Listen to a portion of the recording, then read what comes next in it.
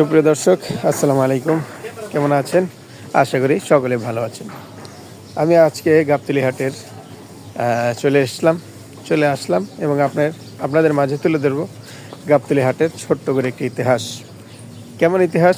গাবতলী হাটের নামকরণ কিভাবে হলো, গাবতলী হাট কয় সালে স্থাপিত হলো, গাবতলী হাট কে স্থাপনা করলো, এই ছোট একটি ইতিহাস আপনাদের মাঝে তুলে ধরব আজকে গাবতলী হাট নিয়ে। তো দেখতে পাচ্ছেন গরু প্রচুর রয়েছে, কিন্তু ব্যাপারী নেই। এরই মাঝে মহিষের ডগা চলে আসলাম। আপনাদেরকে আজ গাবতলী নামকরণ কিভাবে হলো এবং কে গাবতলী হাটের স্থাপনা করলো এবং সরকারি দায়িত্বকরণে কবে আসলো, কত সালের থেকে এই গাবতলী হাট স্থাপন হলো, সব কিছু আপনাদের মাঝে আজকে তুলে ধরব। তো সুপ্রিয় দর্শক, একটু সামনের দিকে যাই এবং হাঁটতে হাঁটতেই আপনাদের মাঝে গাবতলী ইতিহাস এর কাহিনিগুলো ছোট্ট আকারে করে আপনাদের মাঝে তুলে ধরি। তো প্রথমেই এই যে আপনাদের মাঝে একটু বলি যে ব্রিটিশ আমল থেকে কিন্তু গাবতলী হাটের এটা স্থাপিত, ব্রিটিশ আমল থেকেই। তা কে স্থাপনা করলো তার সম্পর্কে যদি একটু বলি, প্রথমে ব্রিটিশ আমলে বর্তমান ঢাকার জাহাঙ্গীরনগর যে আছে, উনি মকিমাবাদ পরগনার জমিদার হাজি মুন্সি লাল মিয়া নামক এই ব্যক্তিটি এই গাবতলী হাটটি প্রতিষ্ঠা করেছিলেন। প্রতি সাপ্তাহিক হাটটি বসত পাড়াগ্রামের মতোই প্রতি সপ্তাহে এই গাবতলী হাটটি বসত। তিনি মিরপুর বাজার রোড এলাকাতে বাস করতেন। তিনি ছিলেন একজন সমাজসেবক, ধার্মিক এবং দানশীল ব্যক্তি।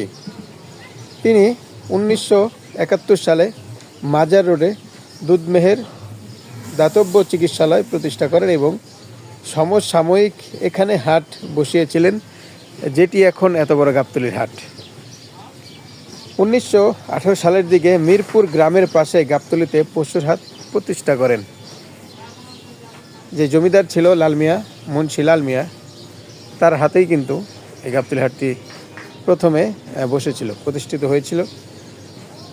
প্রতি সপ্তাহে কিন্তু এই হাটটি বসত, গাবতলী হাট নামক যে হাটটি এখন ঢাকার ভিতরে বিশাল বড় হাট, জমজমাট হয়ে ওঠে কুরবানি ঈদের সময়। এখন প্রতি সপ্তাহে এই হাটটি বসত এবং এই এলাকার সব আশেপাশের এলাকার লোকজন এখানে নৌকা চড়ে পায়ে হেঁটে বেচাকেনা করতে আসতে এই জায়গাটায়। তখন এই হাটটি ছিল তুরাগ নদীর পাড়ে, বর্তমান মাজার রোডে অবস্থিত। যে মাজার রোডটি আপনারা সকলেই জানেন, যে তুরাগ নদীর পাশেই ছিল। হওয়াতেই এই নদীর কেন্দ্র করে নদীর পাড় ধরে মানুষ বসবাস করত এবং তুরাগ নদীর পাড়ে এই হাটটি অবস্থিত হওয়ার কারণে দিন দিন এই হাটটি বেশ জমজমাট হয়ে উঠেছিল। সে সময় এখানকার জমিদারের খুব বাগান ছিল। আমি যেটা বলতে চাচ্ছি সেটা হচ্ছে গাবতলী যে নামকরণ হয়েছে কীভাবে হয়েছিল, গাবতলীর নামকরণ কিভাবে হয়েছিল। তো সেই জমিদারের কথা যদি আবার তুলে ধরি, সেই আমলের জমিদারদের বহুত বাগান ছিল, আপনারা জানেন, দেশগ্রামে এখন দেখতে পারেন। তো বাগানের ভিতরেই বহুত গাছ ছিল, যেমন আম গাছ, কাঁঠাল গাছ, লিচু গাছ, কলা গাছ, গাব গাছ, অনেক গাছ। বিশেষ করে গাবতলী হাটের ভিতরে কিন্তু প্রচুর পরিমাণে গাব গাছ ছিল। এই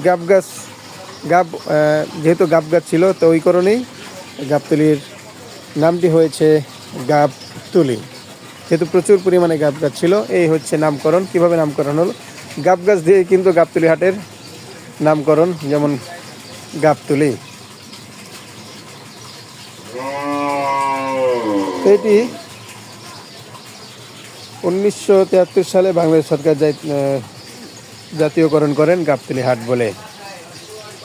তো এই আর কি ছোট করে একটি ইতিহাস আপনাদের মাঝে তুলে ধরলাম, অনেকে জানেনও না।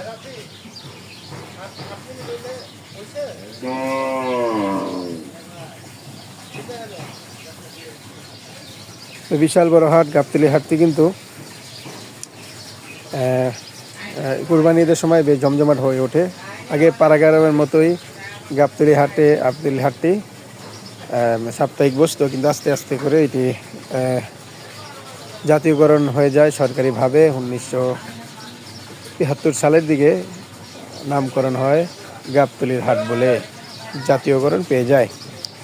তেমন অবস্থায় এখন বর্তমানে কী অবস্থা গাবতলীর হাটে আপনাদেরকে একটু দেখাই। ব্যাপারী তো পাচ্ছি না, গরু প্রচুর রয়েছে, ব্যাপারী পাচ্ছি না। দেখতে পাচ্ছেন এখানে বকনা গরু রয়েছে, খুবই সুন্দর সুন্দর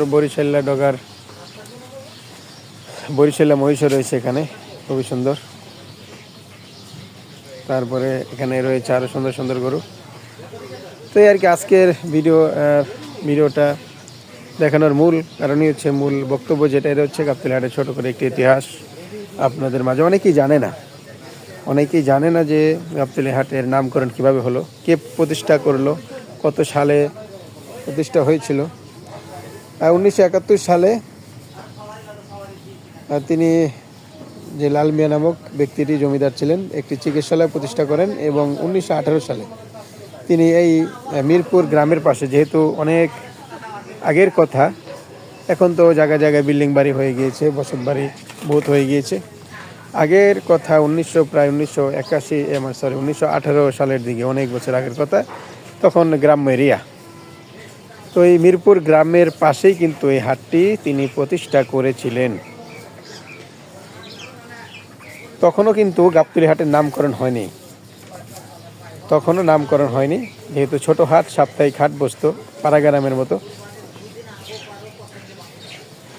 তো এমত অবস্থায় আস্তে আস্তে করে নামকরণ, বাংলাদেশ সরকারের জাতীয়করণ করেন 1973 সালে। মাঝখান দিয়ে প্রায় 1918 সালে প্রতিষ্ঠিত হন। সরকারি জাতীয়করণ হয় 1973 সালে, প্রায় অনেক বছর। এখন গাবতলী হাটটি প্রচুর বড় জায়গা নিয়ে এটি প্রতিষ্ঠিত হয়েছে। তো সব হাটেরই একটি কাহিনী আছে। তো আজকে গাবতলী হাটের ছোট করে একটি ইতিহাস আপনাদেরকে দেখালাম, তুলে ধরলাম। আপনারা জানলেন, অনেকেই জানে না, তাই জানিয়ে দিলাম। তো আসলে নামকরণ তো গাব গাছ থেকেই হয়, প্রতিষ্ঠা তো একজন না থাকেই সব হাটেরই। তো আজকে গাবতলী হাটের বলে দিলাম। তো সুপ্রিয় দর্শক, সকলে ভালো থাকবেন, সুস্থ থাকবেন, এই কামনা নিয়ে আজকে বিদায় নিচ্ছি সেই গাবগাছ থেকে, মানে গাবতলীর হাট থেকে, গাবতলী থেকে গাবতলা, এখানে বলা হতো আগে গাবতলা থেকে বিদায় নিচ্ছি। সকলে ভালো থাকবেন, সুস্থ থাকবেন। আল্লাহ হাফেজ, আসসালামু আলাইকুম।